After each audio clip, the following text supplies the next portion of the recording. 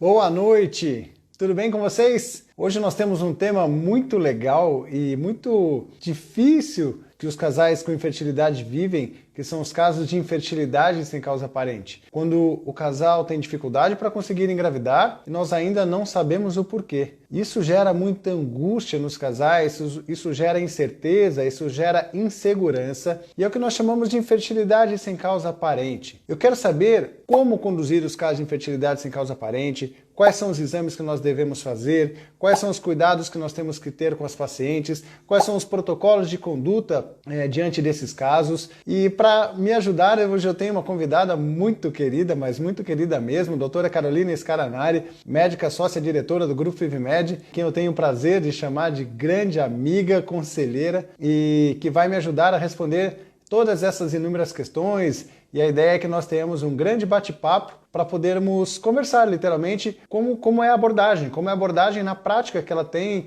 e para que a gente possa dividir experiências. E eu não tenho dúvidas que eu mesmo vou aprender bastante com ela aqui na nossa conversa hoje. Esse é um tema muito legal e quando eu perguntei para a Carol sobre o que ela queria conversar, ela de cara já mandou, vamos falar de infertilidade sem causa aparente? Puxa, isso gera tanta dúvida, tanta confusão.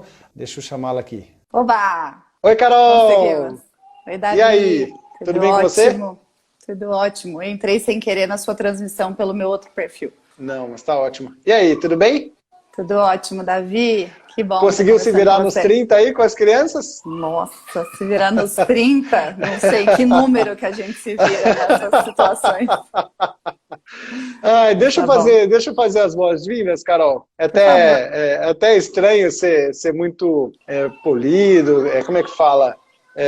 Muito técnico, formal. né? Formal, exatamente. Mas deixa eu seguir as formalidades da casa. Doutora Carolina Scaranari, ela é médica, sócia-diretora do Grupo FIVMed, a quem eu tenho um grande prazer de chamar de amiga, de sócia, e pessoa com quem eu tenho profunda admiração, não só pela sua qualidade técnica, pelo conhecimento que tem, mas pela pessoa humana e querida que ela é. É uma super médica, uma super mãe, uma super amiga, e direto a gente discute casos nos bastidores, eu sempre aprendo muito com você, eu não tenho dúvidas que transmitir o seu conhecimento para todo mundo que está aqui hoje vai ser muito legal. Eu já separei várias perguntas para te fazer. Vamos ao tema? Vamos começar a nossa conversa? Vamos lá. Eu já deixo para você fazer abertura. O que é infertilidade sem causa aparente para você? Eu gosto muito desse tema porque nós, de um centro especializado em reprodução humana, frequentemente chegamos a ver pacientes que já passaram por várias esferas, no consultório,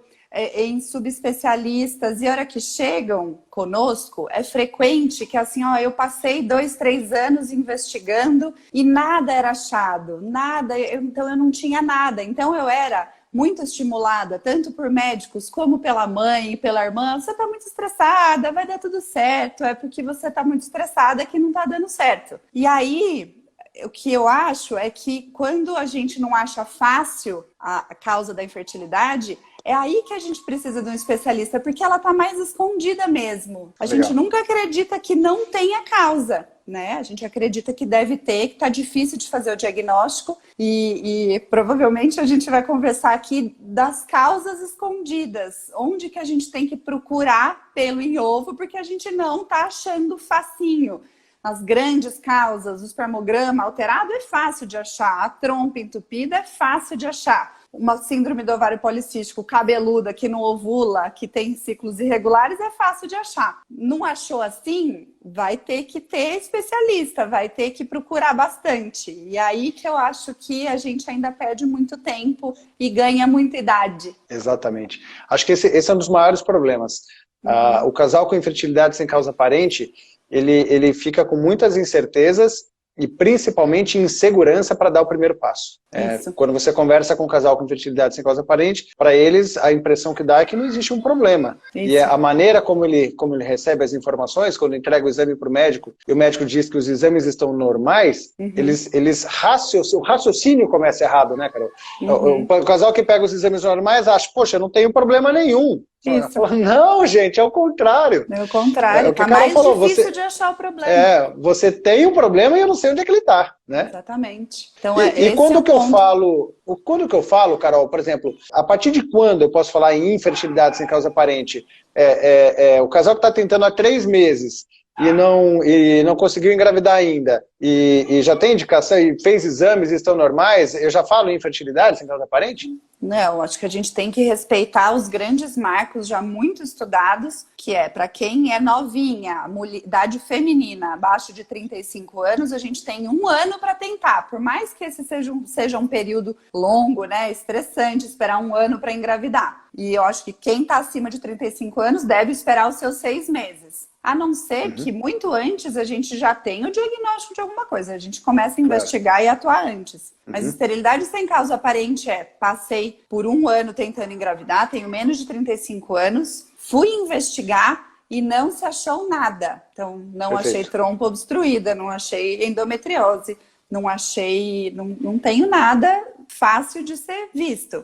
Então, aí eu acho que a gente deve falar mais pra frente, das atuações e quando a gente não acha nada mesmo. Mas até a gente não achar nada mesmo, tem muito mais chão do que isso que a gente faz no consultório do ginecologista. Então eu acho que eu apoio a paciente investigar com o seu ginecologista enquanto ela está fazendo espermograma, histerossalpingografia, exames hormonais, checando a tireoide, checando a prolactina, fazendo ultrassom transvaginal. A gente não achou nada, eu acho que já é o momento da gente começar a procurar mais a fundo. Tem muita coisa para procurar. Então, peraí. Então, eu gostei do que você já começou a explicar, então deixa eu tentar entender melhor. Então, você me falou que tem uma rotina básica de investigação. Falou, olha, no mínimo isso. Porque às vezes a gente pega pacientes que vêm aqui eu não vou nem, são 2 coisas. Uma coisa é o paciente que tem o diagnóstico de infertilidade sem causa aparente. Isso é um diagnóstico. Isso. Não achar a causa é um diagnóstico. Significa, eu fiz tudo aquilo que eu deveria fazer para investigar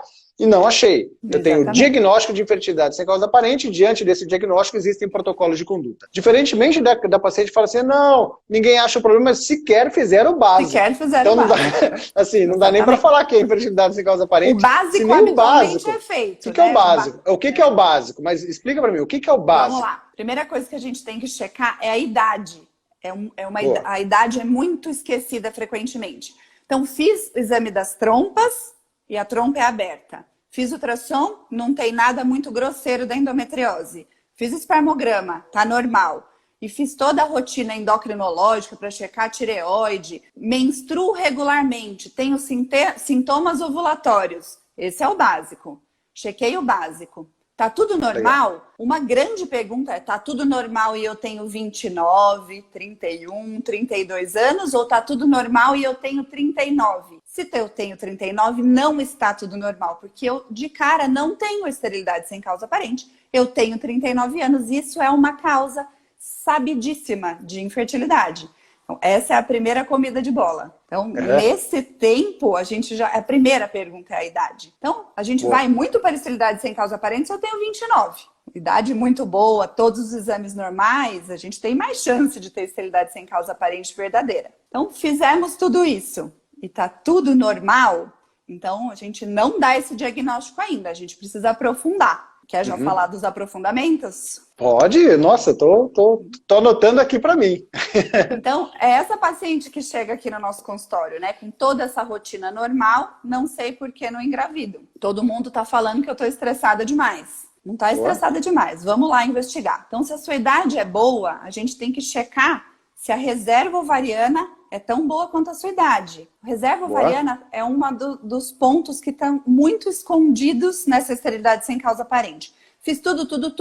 Ninguém fez um ultrassom com contagem de folículos antrais e ninguém fez um antimileriano para checar se a minha reserva ovariana é boa. Então, eu posso ovular todo mês, posso menstruar todo mês regularmente e ter uma reserva ovariana muito baixa.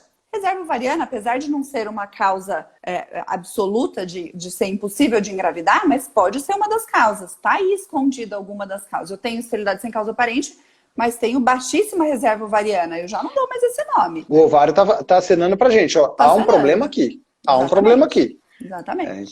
Então Ainda concordo assim, com você. pode engravidar espontaneamente? Pode engravidar espontaneamente, mas isso minha pulga já está atrás da orelha com relação a esse problema. Outra doença que está bem escondida nessas esterilidades sem causa aparente é a endometriose. A gente sabe que chega a ser até 50% das mulheres que estão tentando engravidar e não estão conseguindo tem o diagnóstico de endometriose. A gente tem que colocar todas as pulgas atrás da orelha para achar que isso é muito frequente, tem que investigar. E a gente sabe que o ultrassom transvaginal de rotina, esse que a gente faz na rotina, não consegue ver muito mal a endometriose. Consegue ver se a endometriose for muito exuberante. Então, nesses casos, é interessante a gente fazer uma ressonância magnética ou um ultrassom transvaginal com preparo intestinal. Esses dois exames têm um poder, uma visibilidade maior de lesões menores. E a gente sabe que não precisa ser uma endometriose muito avançada para causar infertilidade. Então, eu não tenho nada até agora. Eu fiz uma ressonância, o radiologista achou que tem sinais de endometriose, pronto, a gente achou e a partir daí a gente vai tomar as condutas. Né? Então, tá muito escondida também. Né? Acho que os dois maiores são a reserva ovariana e a endometriose. Mas tem sabe um fator sempre de todos os casos, que eu pego de infertilidade que chegam no meu consultório de infertilidade sem causa aparente, e isso pode variar de região para região, mas o que eu vejo muito é erro de laudo da esterossalpingografia. Gente, assim, a Carol está sofisticando a investigação dos exames. Mas tem uma coisa básica antes, mas né? tem uma coisa básica. Então, assim, na minha opinião, é assim, o médico pediu a esterossalpingografia para você e só leu o laudo, não é ele que vai te dar um diagnóstico. Não exatamente. Ou o médico olha a imagem da esterossalpingografia, pega o laudo e joga fora. Ele pega a imagem da esterossalpingografia e te dá, e fala para você, olha, suas trompas estão normais, ou, para mim, não tem fertilidade sem causa aparente, até que o médico especialista veja a imagem da esterossalpingografia. Eu apanho muito aqui, Carol. Eu imagino, para que vocês entendam, embora estejamos próximos, a Carol atende em Campinas, ela atende dentro lá do FIVMed, eu moro em Rio Claro. Então, são micro-regiões diferentes e, às vezes, os exames têm procedências diferentes. Então, óbvio que tem lugares que sabem fazer, sabem laudar, mas a minha realidade aqui é que a grande maioria dos laudos de esterossalpingografia vem com erro. Você tem a mesma experiência, a mesma vivência aí, Carol? Vejo alguma coisa, assim, muito mais relacionada a trompas mais afastadas, com sinais de aderência, e isso não é laudado, do que obstrução, né? Sim, é o que você falou, que é grosseiro é fácil de ver. Fator peritoneal, Exatamente, que são os detalhes da imagem. Então isso de verdade eu vejo bastante. Então, peraí, então deixa eu tentar organizar as informações para nós evoluirmos. Perfeito. Então você me falou da propedêutica básica. Vou fazer um ultrassom, vou fazer esterossalpingografia, vou pedir os exames hormonais, vou pedir um espermograma e vou ver se a mulher tem ciclos regulares com padrão ovulatório. Aí nós falamos, olha, tome cuidado para avaliar a esterossalpingografia, porque ela tem a sua imagem pode esconder algumas coisas que o radiologista não laudou. Aí você falou, olha com carinho pro ovário, verifique a reserva ovariana, solicite um antimileriano, faça contagem de folículos antrais e dê um diagnóstico, no mínimo, de normalidade da reserva ovariana. Exatamente. Aí você falou, bom, endometriose também é um fator que pode estar escondido. Às vezes, mesmo pacientes assintomáticas podem ter endometriose, Carol, porque normalmente a paciente que a gente fala em endometriose, a mulher já acredita, bom, eu não tenho dor nenhuma, eu não tenho endometriose. Como é que é? Qual que é a situação da endometriose? A dor na menstruação, a dor na relação sexual e até dores contínuas são bem frequentes em quem tem o diagnóstico de endometriose. Mas existe uma porcentagem importante de mulheres assintomáticas ou pouco sintomáticas. E a cultura é de que mulher tem cólica mesmo, né? Então, se eu tenho cólica, eu tomo 1, 2, 3 anti-inflamatórios no meu ciclo menstrual, a gente já tem a cultura de achar que isso é normal. Né? E nem dizer. Então, a hora que eu vou perguntar, eu falo, você não tem nada? Você não toma nenhum remedinho? Não, eu tomo, normal, né? Passo 2 dias, segundo dia é doído. E isso, mas pode ter assintomática, totalmente assintomática, com lesão de endometriose. Né? Isso é possível. E você falou para a endometriose a ressonância magnética de pelve e o ultrassom com preparo intestinal. Exatamente. Esses exames, são exames que também precisam ser feitos por pessoas habilitadas e capacitadas, né, Carol? Exatamente. Aqui em Campinas, eu tenho duas clínicas que são muito especializadas e que veem com muito carinho essas lesões que são difíceis de serem vistas, né? Então, sempre que eu posso, sempre que o convênio aceita, eu indico esses especialistas em endometriose, porque tem especialista em tudo em medicina. Tem gente que vê muito melhor tumor, tem gente que vê muito melhor doença inflamatória e tem gente que vê muito melhor os especialistas em endometriose. Então, é mais frequente terem esses profissionais aqui em Campinas, em São Paulo, em cidades maiores. E, às vezes, pacientes do interior, o que eu tenho pedido para fazer é me trazer as grafias e a gente pedir para esses profissionais relaudarem. Então, às vezes, a gente não precisa autorizar de novo esse exame no convênio, não vai ser possível, a maioria não vai autorizar. Mas esses profissionais podem pegar as imagens e dar a opinião deles. Isso eu tenho feito bastante também. Às vezes a gente tem surpresas. Legal. Já indo então para os exames mais detalhados. A investigação mais detalhada da reserva ovariana, investigação de endometriose por ultrassom e ressonância. Nós não precisamos, já passamos da época em que laparoscopia era um dos exames para infertilidade sem causa aparente. Ou você acha que nós temos que fazer ainda a laparoscopia, Carol? Eu acho que a gente não tem que fazer, porque se a gente está fazendo laparoscopia é porque provavelmente a cidade que a gente está não tem condição de fazer o diagnóstico por imagem, porque não tem ultra especialista nisso. Muito menos terá cirurgiões ultra especialistas e bons cirurgiões que vão tomar condutas bem feitas em pacientes inférteis. Então, acho que para a gente pular daí para uma laparoscopia, que era só para fazer o diagnóstico, para a gente ter uma cirurgia muito invasiva que pode diminuir a chance da taxa de gravidez, eu acho que é um risco. Então, assim, uma mensagem que eu acho que toda a literatura tem embasado ultimamente, é que a laparoscopia para paciente que não está com muita dor, não tem mais o seu papel na paciente infértil, né? A gente deve, sim, fazer muito esforço para ir para os exames de imagem menos invasivos, que gastem menos tempo da paciente e que sejam menos invasivos, de fato, né? Claro. Já não cabe mais aquela conversa, vou fazer uma cirurgia para ver se eu acho alguma coisa. Assim, façamos por exames de imagem com médicos especialistas e guardamos a cirurgia para casos indicados. Exatamente. Certo? Então, acho que vale o cuidado. Então, falamos da reserva ovariana, exames complementares, da reserva ovariana, da investigação, da endometriose.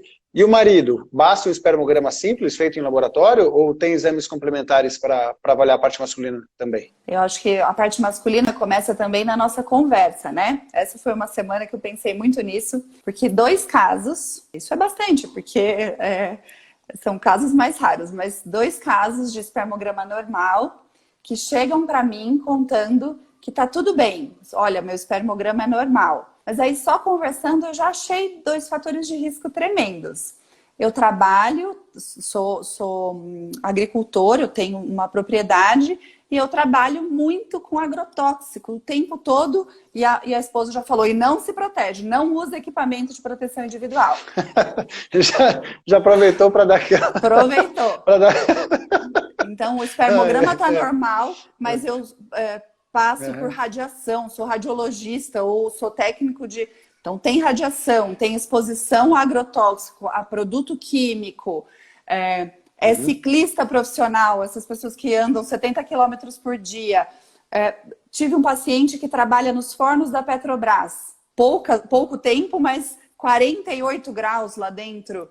Aumento da temperatura pode influenciar. Então, o espermograma está normal. Mas como a gente pode saber se tem algumas outras coisas associadas? Aí a gente vai precisar refinar a investigação com uma fragmentação do DNA espermático e, às vezes, repetir esse espermograma, mesmo que básico, em centros mais especializados, onde é um andrologista que está vendo, alguém especializado que vai fazer uma contagem manual, né? Gente que só faz isso. Os laboratórios de análises clínicas, a gente não tem especialistas nisso, então são ótimos para dar uma ideia. Essa investigação inicial do ginecologista são ótimos. Mas se a gente chegou na esterilidade sem causa aparente, a gente tem que aprofundar tanto na mulher quanto no homem. E a fragmentação do DNA espermático está muito dentro dessa ideia de que estou acima do peso, ou sou tabagista, ou tenho uso abusivo de álcool ou drogas, ou tenho essa exposição a tudo isso que eu já disse. Hoje é muito frequente clínicas que fazem acompanhamento tanto de massa muscular como das questões sexuais masculinas usarem testosterona.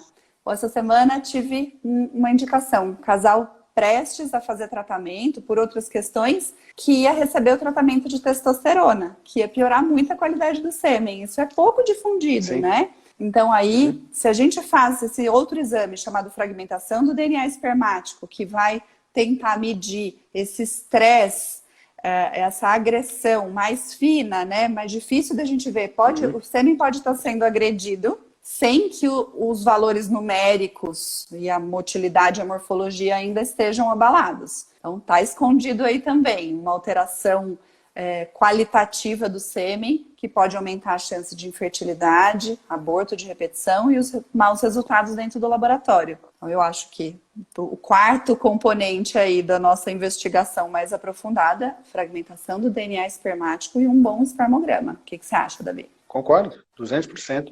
Tem fatores escondidos. O teste de fragmentação de DNA espermático me ajuda a falar a qualidade do sêmen.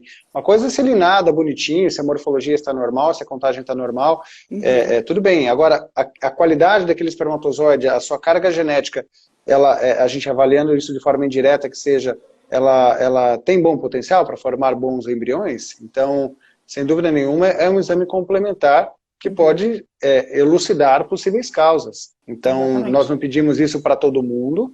Quando existe uma causa evidente, por exemplo, é um fator tubário, eu não preciso pedir esse exame se o marido não tem fator de risco, como você descreve.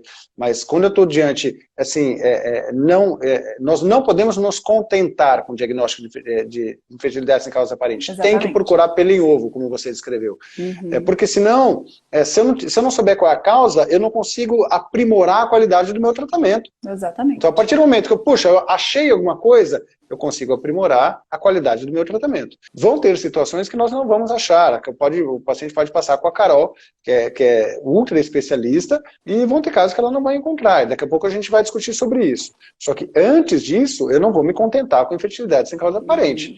Então, nós temos que nos embasar com, no mínimo, uma propedêutica adequada. Exatamente. Posso complicar um pouquinho mais? Demais. Aí o paciente vai lá, fala que tem infertilidade sem causa aparente, e fez um exame de metileno tetrahidrofolato redutase, o MTHFR, e o médico fala, encontrei, achei o problema, como é que ninguém pediu esse exame antes? Ou outras trombofilias. Hoje em dia está na moda o paciente falar e meter o pau no médico que não pediu exames de trombofilias e por isso que ela não engravida, achei o problema.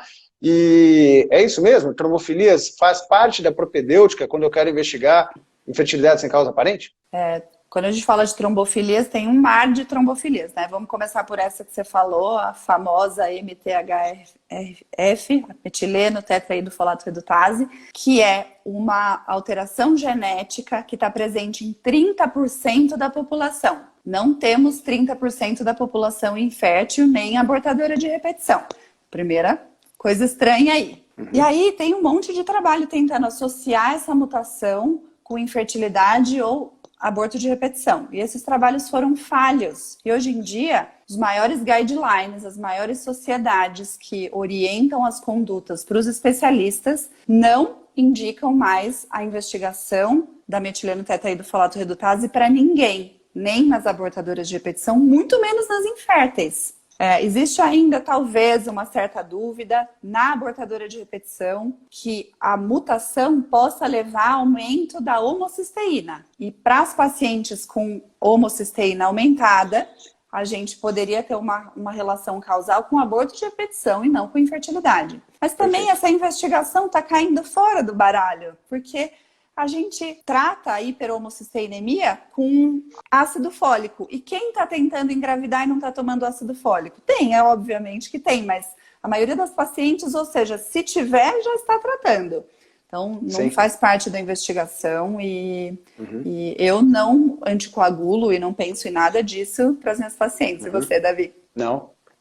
Eu atendi 2 casos semana passada de homocisteína elevada com perdas gestacionais tardias e complicações obstétricas tardias com homocisteína super elevada.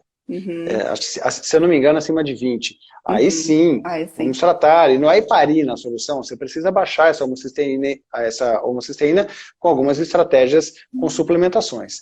Agora, para infertilidade, eu quero ouvir a sua opinião e assim, não se preocupe em concordar ou discordar comigo, acho que quanto mais a gente discordar vai ser legal, porque são dúvidas acadêmicas.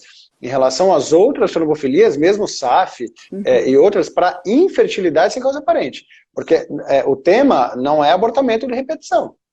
Certo? Então, assim, uma coisa é um paciente que é abortador habitual e ela já teve vários abortos, eu vou discutir alguma trombofilia. Beleza. Então, aí eu acho que a discussão é ampla. Mas nos atendo ao tema de infertilidade sem causa aparente. O casal não consegue engravidar. As trombofilias, seja ela qual for, SAF, fator 5, gene da protrombina, dentre qualquer outra, hereditária ou adquirida, você acha que trombofilia está relacionada à infertilidade sem causa aparente? Não acho. Definitivamente não acho que está relacionada. Mas eu discuto abertamente isso com a paciente do seguinte ponto de vista. Se ela nunca engravidou antes, ela nunca foi exposta a esse pós-gestação. Como que a gente vai entender o corpo dela depois que ela engravidar? Isso nunca aconteceu antes. Então, visto que a gente mora num país onde a informação e essas informações e essas brigas de o seu médico não pediu, o meu médico pediu, e o Dr. Google atrapalhando, eu acho que eu tenho que usar mais um tempinho da minha consulta dizendo assim, olha, existe isso aí, é um caso positivo para 30, 40 mil mulheres que têm essa doença, é uma doença grave, frequentemente ela abre o caso com trombose, você não tem trombose, na família não tem trombose, e é raro isso aí. Os convênios, grande parte da investigação completa da síndrome do anticorpo antifosfolípide não cobrem. Você vai gastar dinheiro. O que você quer fazer? Porque a gente pode descobrir lá na frente, a hora que eu conseguir fazer você engravidar, você descobrir aborto de repetição, aí a gente vai investigar SAF? Qual que é a sua conduta? Eu acho que isso tem que ser dividido. A maioria dos pacientes querem colher. Tudo bem. Sim. Tudo bem, mas aí é aquilo que você falou, assim, ó, eu vou dosar só porque de repente eu vou precisar fazer uma fertilização in vitro. Faz um baita tratamento de alto investimento físico, financeiro, emocional, para descobrir depois que perdeu o que tinha. Então, acho que até aí tudo bem. Mas eu acho que nós temos um comum pensamento de que trombofilia nenhuma delas é causa de... Exatamente. Então, não me venha levantar bandeiras de trombofilias. Estou falando dos pacientes, falando que achou a causa da infertilidade, porque lamento. Não achou, falaram isso só para falar que está desviando bom, né? sua rota. Isso, excelente. Adorei. Desviando sua rota. Adorei, desviar a sua rota. Lá e você tá pra lá, né? Exatamente. Gostei do que você falou. Mais uma pergunta difícil. Tá na moda endometrite agora. Agora tudo é endometrite, tudo células NK, tá tudo na moda agora. E aí? É causa de... Nos atenda ao tema. É causa de infertilidade sem causa aparente? Quando eu investigo endometrite? Como eu investigo endometrite? E se faz parte dessa investigação suplementar que você fala dos casos mais difíceis onde eu não acho a causa? Eu acredito que a gente tem que investigar e tem que pensar muito em endometrite com alguém com um histórico de endométrio na vida. Eu tô aqui, a única coisa que eu acho é que meu endométrio é fininho, todo mundo chama que meu endométrio é careca, eu tô ovulando e meu endométrio tá fininho. Eu já fiz uma estimulação para FIV e meu endométrio ficou fininho. Estão individualizando bem, né? É um caso que eu acho que a gente tem que pensar com um histórico positivo. Um endométrio que a ultrassom é difícil de ver, um endométrio que me chama atenção para alguma coisa. A gente fica muito mais embirrada, né, com o endométrio quando existe falha ou aborto de repetição. Mas sim, eu acho que a gente tem que individualizar muito bem o caso, porque a medicina reprodutiva dos grandes ambulatórios, eu já fiz parte de um deles, né? O ambulatório da USP Ribeirão atende muitos pacientes ao mesmo tempo e é difícil a gente fazer protocolos muito individualizados em medicinas de grupo muito grandes. No nosso caso é diferente. Eu acho que a gente é um assunto que a gente tem que olhar com muito carinho. Para olhar para isso, para fazer o diagnóstico de endometrite, vamos pensar em esteroscopia, atraso de tratamento, gestação. Não posso falar, não, imagina, não olho nunca para isso. Olho sim, mas a gente tem que dosar, né? O que a gente está procurando e qual que é o nível de gravidade de não achei mais absolutamente nada. Eu vou olhar para isso sim. Legal. Eu também. Mas geralmente quando a gente olha para isso é porque nós já estamos direcionando para algum tipo de tratamento. Exatamente. A gente já está direcionando. Uhum. Eu faço um paralelo àquilo que você explicou da cirurgia laparoscópica para endometriose. Eu não saio fazendo biópsia de endométrio para todo mundo.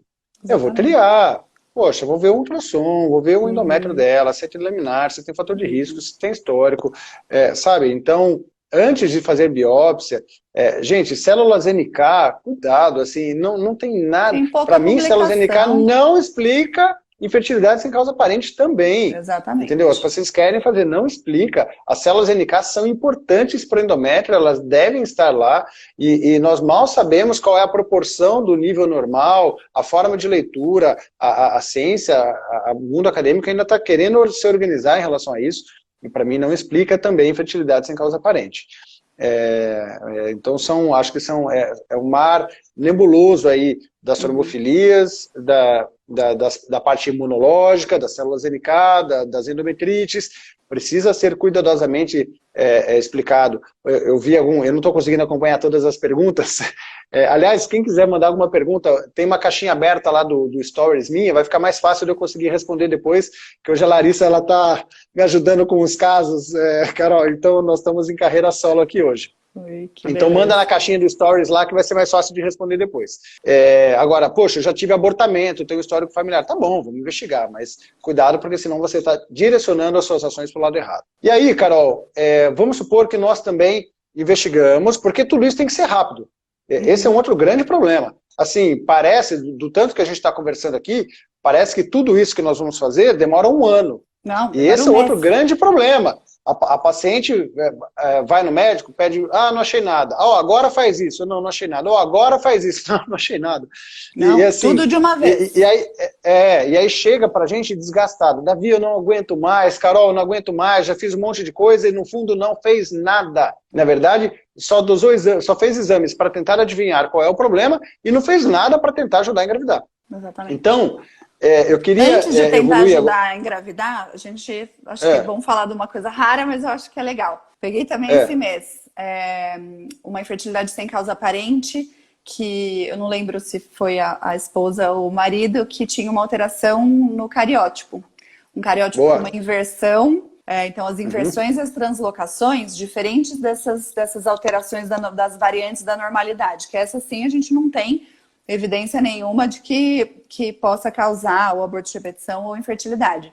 Mas uma translocação, uma inversão, se a gente não acha mais nada, a gente pode pensar que talvez seja um dos pais estão passando uma informação genética que não está conseguindo ser balanceada nos embriões, na prole, que isso pode uma das causas de aborto de infertilidade sem causa aparente. Então vamos tentar resumir essa primeira etapa da conversa? Então, a propedêutica básica, me corrija que eu estou falando tudo de cabeça. Sim. Propedêutica básica, o ultrassom transvaginal, a esterossalpingografia, a avaliação hormonal, a confirmação da ovulação, que muitas vezes basta olhar o padrão do ciclo menstrual, e o espermograma. Eu quero sofisticar um pouquinho mais. Vou pedir uma ressonância de pelve e um ultrassom para pesquisa de endometriose, vou pedir um teste de fragmentação de DNA espermática ou um teste de capacitação espermática para avaliar também outras maneiras de investigar o sêmen, vou pedir um cariótipo do casal. Reserva ovariana. Avaliação da reserva ovariana, antimeleriano. Checar a idade.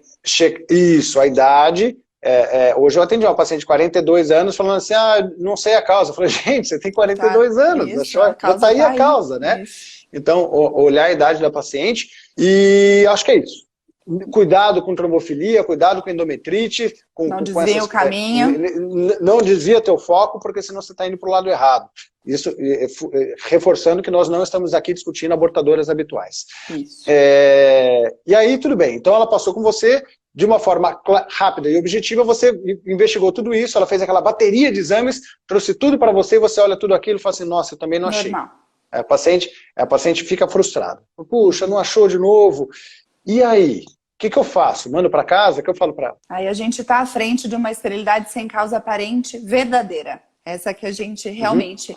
E em nenhum momento a gente acha que não tem nada. Realmente eu fico com uma cara de interrogação porque eu, de novo, não achei nada. Eu acho que deve ter alguma coisa que nós, medicina reprodutiva, não achamos ainda como fazer o diagnóstico. Não quer dizer que a gente não achou, porque a gente não tem que tratar. Porque ela precisa engravidar mesmo sem causa nenhuma que esteja atrapalhando. Então, eu acho que a gente tem que fazer boas estratégias para descobrir quem é a paciente que, sem causa aparente que pode ir para tratamentos de baixa complexidade ou que até podemos esperar mais um pouco.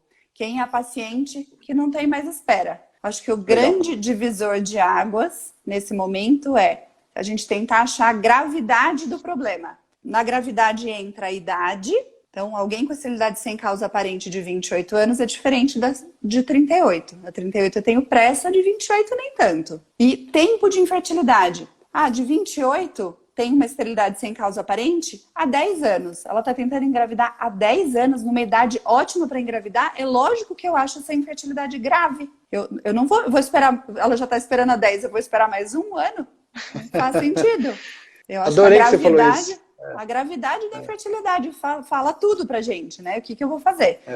Até eu li um trabalho hoje, pensando na live, de que eles usam esses critérios. Idade, IMC, então se a gente está acima do peso ou não, tempo de infertilidade e se a gente não achou absolutamente nada. Basicamente, tempo de infertilidade e idade, para a gente pensar. Sim. Esse trabalho checou várias comparações de pacientes que tentaram por mais 6 meses sem fazer nada, comparado com as pacientes que fizeram tratamento. Quando o trabalho viu a paciente com uma esterilidade curtinha, só estou há 1 ano tentando engravidar. Nos próximos 6 meses, um número ótimo de pacientes, considerável de pacientes engravidou. Então, competiu com os tratamentos. Ficou aceitável esperar mais um pouquinho. É inaceitável. Então, paciente jovem, idade menor do que 35 anos, com tempo de infertilidade próximo de 1 ano. Exatamente. Tentar por mais um tempo, não só não é prejudicial, como ainda proporciona boa chance de sucesso. E aí a gente conversa assim com o paciente, olha, você é jovem, você tem boa reserva ovariana, eu investiguei agora realmente tudo, eu acredito que você pode conseguir engravidar, vai para casa e tenta por 6 meses. Olha a importância disso que você está falando. Né? Mas eu pus um prazo. Isso, é muito diferente. Fala assim, não, vai que está tudo certo. E aí não põe um prazo. Então colocar um prazo é algo extremamente importante. Exatamente. Vai e tenta por 6 meses. Depois você volta aqui e a gente conversa de novo. Exatamente. Mas coloca prazo, porque senão a rotina do dia a dia faz esse casal voltar com você depois de 3 anos. Doutor, então, não deu certo, né? Exatamente. Aí pulou de degrau e foi para uma reserva ovariana pior, e agora que a gente já esperou um tempão e que a gente vai ter que fazer tratamento, agora vamos contar com uma idade pior, uma reserva ovariana pior e com talvez uma menor chance de gestação. Legal. E quando eu não posso, o raciocínio inverso, quando eu não posso mandar a paciente para casa? Esterilidades com tempo maior, eu acho que maior que 3 anos, a chance de gestação espontânea não é 0, mas é muito baixa. Então, temos que menor pensar... do que 20%. Menor do que 20%. Nesse trabalho de... Ao ano. Não estou falando 20% ao mês, não. Isso. Ao ano. Esse trabalho diz dá uma taxa de 1, 2% ao mês. A comparação de FIV com esse grupo de pacientes que tentaram espontaneamente foi 2,5% dessas pacientes engravidaram contra 60% das pacientes que fizeram FIV. Show. Isso comparando com o Legal. FIV. Tem alguns casos onde os tratamentos de baixa complexidade podem ser feitos. De novo, o tratamento de baixa complexidade, ele está contando com todo o nosso maquinário sem muita influência. Então, a gente está contando... O que é baixa complexidade? O que é baixa complexidade? Coito programado e inseminação. Então, poxa, eu não tenho nada, você vai me indicar FIV? Dá para indicar coito programado em inseminação? Dá, mas a gente pensa bastante em coito programado em inseminação como quase a mesma coisa que acontece em casa. Para pacientes regulares, com ovulação e que têm exposição em relação sexual nos períodos corretos, a gente vai agregar pouco benefício, não zero. Então pode ser feito. Mas, de novo, é um tratamento com prazo, 3 a 6 meses pela literatura, que a gente pode gastar de tempo. Então, esse tratamento, eu acho que é muito bom para pacientes, assim, talvez de 30 a 34 anos, com esterilidade curta, com essa abordagem, porque aí a gente não está gastando tempo numa fase ruim, ela ainda tem boa idade, a gente já checou que tem boa reserva ovariana. Agora, tratamentos de baixa complexidade em idades avançadas... Não. Eu, particularmente, não indico o coito programado para ninguém com infertilidade sem causa aparente. Isso, eu não gosto. O que eu faço, com muita frequência, é acompanhar um ciclo natural, sem indução, ovulatório. Por quê? Porque eu ainda estou buscando causa, eu quero olhar o endométrio, eu quero ver o endométrio no período fértil, eu quero confirmar, às vezes, eu mostro para o paciente, olha, você está ovulando, eu ainda reforço, eu não estou fazendo nada, porque a partir do momento que você propõe um tratamento para ela, que seja de baixíssima complexidade, você já gerou toda aquela ansiedade, aquela expectativa, aquela angústia, já gera uma frustração e você não ajudou em nada. Você fez uma paciente ovular, sendo que ela já ovulava. Então, assim, não vejo benefício algum. Inseminação, eu acho que já é uma ajuda. Então, eu estou pulando o canal cervical, eu estou jogando espermatozoide lá dentro, eu otimizo o período fértil, fiz um processamento seminal, mas tem indicações restritas. E para mim, uma das principais indicações é o tempo de infertilidade menor do que 3 anos, existem publicações falando menor do que 5 anos, eu me limito a 3 anos, e tendo visto realmente infertilidade sem causa aparente. Assim, eu vi as trompas, estão normais, e eu, Davi, acredito que o casal que vai engravidar numa inseminação iria engravidar em casa em algum momento. Então, eu acredito nisso. Assim, por isso que é para tempos muito curtos de infertilidade, né? Eu concordo. Exatamente. Eu concordo. Os trabalhos mostram diferença brutal na taxa de gestação desses casos com tratamento de baixa complexidade e com FIV, né? E aí entra o que você falou, porque assim, então se eu estou falando de uma mulher com idade mais avançada, baixa reserva ovariana, ou tempo de infertilidade maior do que 3 anos, mesmo que eu não tenha identificado a causa, nós podemos indicar fertilização in vitro, correto? Correto. Só que o que é mais importante no meu modo de ver é a maneira como se indica a fertilização in vitro. Eu fui no médico especialista. Gente, tem médicos especialistas e médicos especialistas. Quem conhece a doutora Carolina sabe que não são todos os médicos especialistas com a mesma capacidade que ela tem. E por quê? Porque não basta saber diagnosticar, mas também tem que saber conversar com o paciente. Porque se você indica uma fertilização in vitro sem uma base de orientação correta para um casal com infertilidade sem causa aparente, ele vai achar que você está querendo vender tratamento. Isso. E na verdade, porque, poxa, se eu não tenho nada, por que ele indica uma fertilização in vitro? Exatamente. E aí fica aquela conversa que fica parecendo uma conversa comercial. Agora, o que nós temos que entender há um problema grave, por isso que eu gostei da forma como você falou, Carol, porque você tem um problema grave, você não engravida há 3 anos. Não é só colocar o travesseirinho embaixo do bumbum, não é só tomar um remedinho, não é tomar inhame, não é maca peruana que vai resolver o problema. É um problema grave. E tão grave que eu não sei nem qual ele é. Né? Então, e às vezes a gente vai descobrir isso ao longo do tratamento. Gostei de novo, é traiçoeiro. Então, há indicação sim de fertilização in vitro em casos em que a gente não acha o problema. E a explicação toda é essa que você resumiu super bem.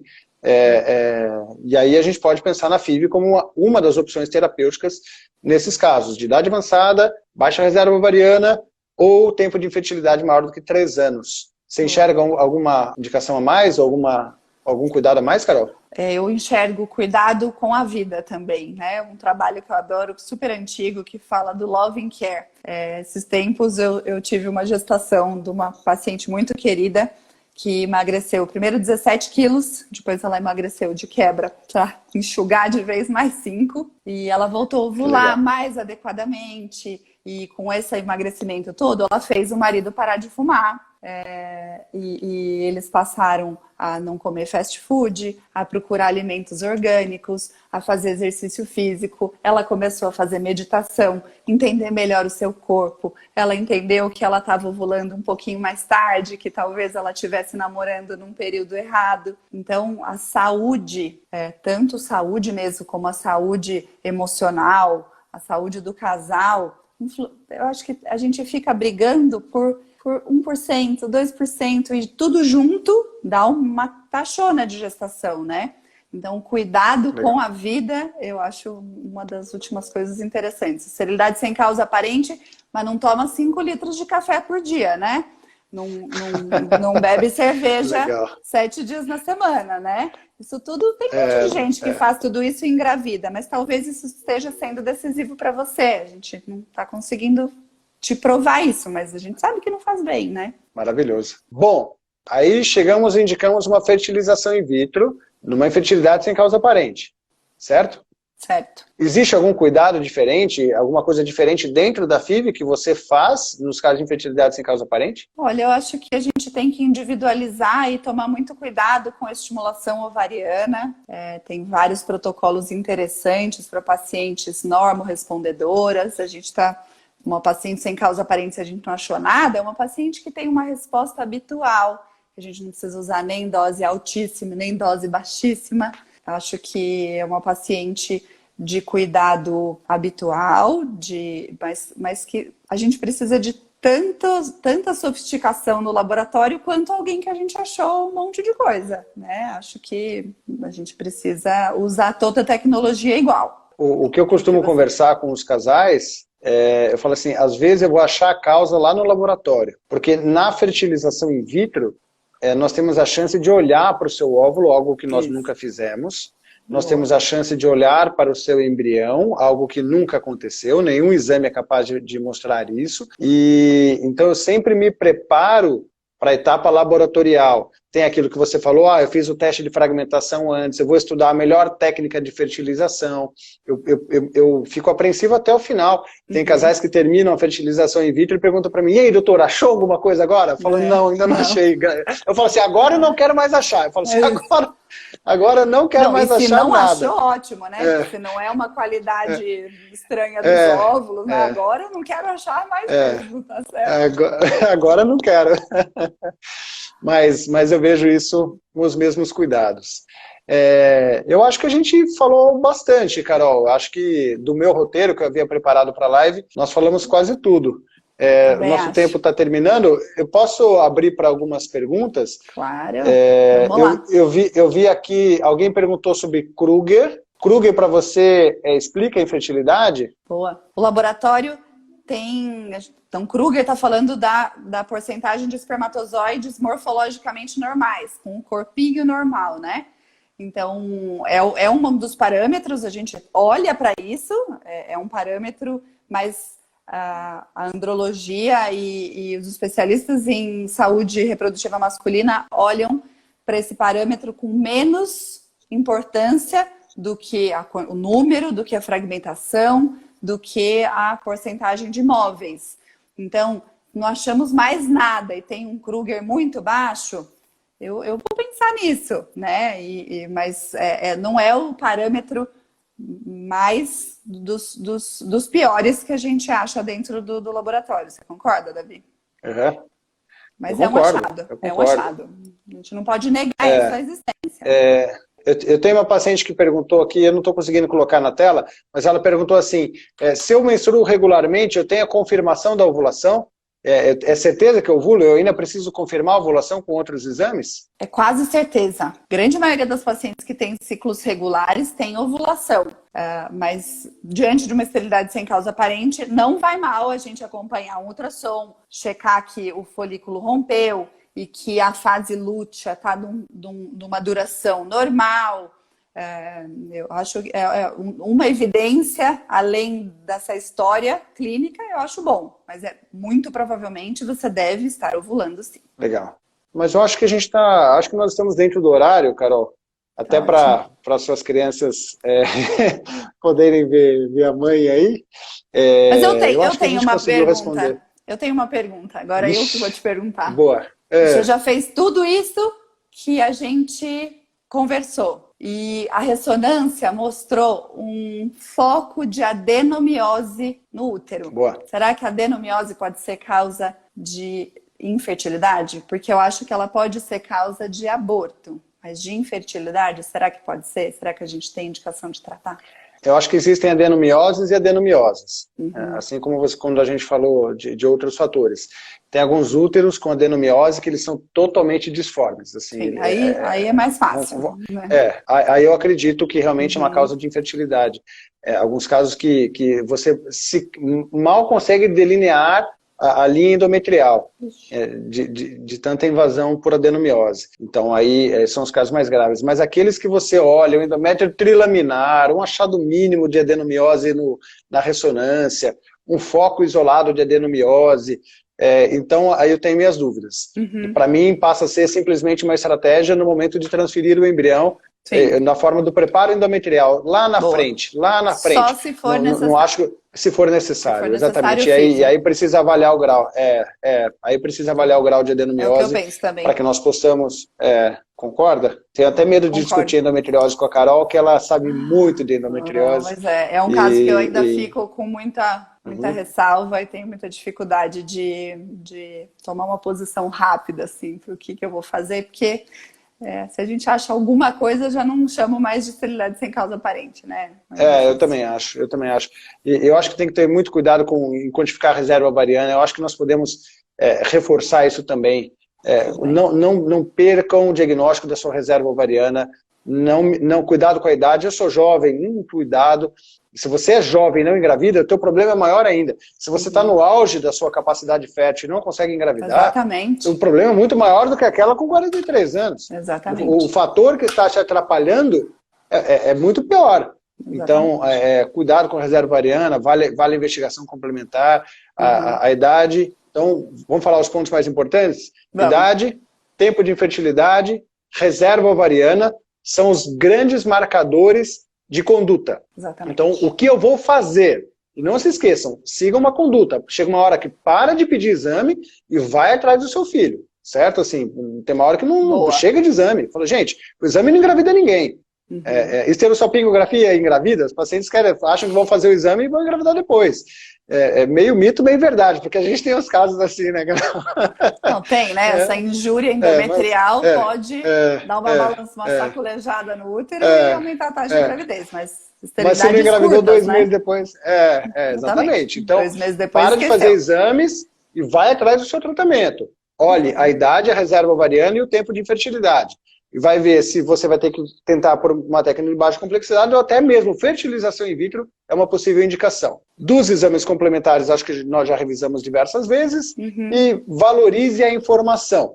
Infertilidade sem causa aparente não significa que está tudo bem com você. Significa que tem um problema, que a Carol falou que pode ser grave, e eu adoro falar esse termo também durante as consultas. Gente, você tem um problema grave, e o problema maior que eu sequer sei qual é. Ele pode estar oculto, mascarado. Você usou um termo legal, eu não lembro que termo você usou. Ele pode surgir em algum momento e cai a tua ficha que existe um problema. Cuidado com trombofilias, na nossa opinião não tem nada a ver com infertilidade sem causa aparente, é uma opinião comum. Endometrites também, muito cuidado. Parte imunológica também, muito cuidado, porque não explica, na nossa opinião, os casos de infertilidade sem causa aparente. Certo, Carol? E nunca deixe o seu problema, que já deve existir, estar escondido, se somar a sua idade. Esterilidade sem causa. Não acrescente a idade a ele, porque se já tem e pode ser difícil, se a gente acha a idade a mais, pode complicar ainda mais. É o grande trunfo que você tem nas mãos enquanto sua idade é mais jovem. E ela vai evoluir para todo mundo. Mas eu já tenho 40, então não tenha 41. Exatamente. Então não tenha Hoje 41, vai ser sempre melhor que amanhã. E loving care, né? Cuide-se, cuide da sua saúde, faça aquilo que você precisa fazer, porque o médico remar sozinho esse barco é muito mais difícil de chegar lá. Se você remar junto com a gente, rema junto todo mundo, que a chance de chegar lá é maior.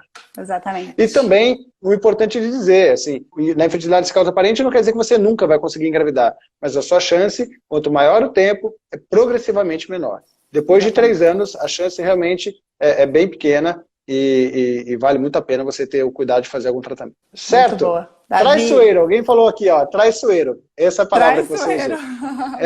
Obrigada. Obrigado, Aline. Essa é a palavra. Boa. Obrigado, Carol. Deixa eu te agradecer de novo formalmente. Não, eu que vou te agradecer de novo. Eu gosto muito do jeito que você lida com os grandes conceitos. Gosto muito mesmo. Adoro trabalhar com você. Parabéns pelas suas lives. Eu adoraria ser paciente numa época que você faz as suas lives. Eu ia, sem ser médica, né? Eu ia adorar. Parabéns. Obrigado, Carol. Obrigado mesmo. Obrigado pelo convite. E depois, sem contar para ninguém, eu te dou um abraço lá no FIMED, que não pode mais abraçar, então já que a gente tem que falar que a gente não se abraça. Isso. Mas obrigado, com muito carinho. E certamente estaremos aqui de novo em outras situações, tá bom? Com certeza, adorei. Boa noite, pessoal. Obrigado, pessoal. Um beijo a todo mundo. Atenção. E até semana que vem. Até. Semana que vem, uma live sobre, como é que fala? Acupuntura. Não vou perder. Eu convidei a Érica Neri, ela é uma super acupunturista de Brasília, espetacular, professora, tem livros, e vai ser uma live muito legal. Eu espero todo mundo semana que vem. Beijo a todo mundo. Tchau, tchau.